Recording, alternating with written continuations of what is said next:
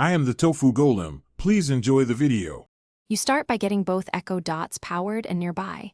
You need them on the same network and under one Amazon account. Once both show ready lights, open the Alexa app on your phone and enable Bluetooth. Make sure location and permissions are allowed so the app can find devices. You're starting the pairing flow now, so tap Devices, then the plus icon to add or create a speaker group. This gets you into the grouping interface. Move on when you see available devices. Now you'll set up the actual paired group. In Devices, tap the plus sign, pick Add Multi-Room Music, and choose Create a Group. You select both Echo Dots from the device list. This tells Alexa to treat them as a single stereo or multi-room output. Name the group so voice commands target it unambiguously.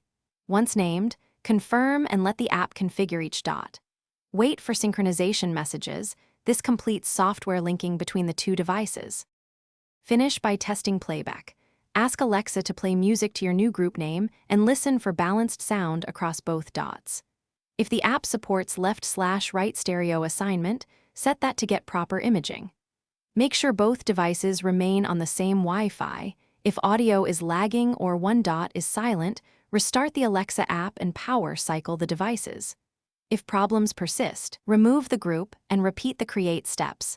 This often clears configuration errors and restores pairing. Thanks for watching. Consider subscribing if we helped you today.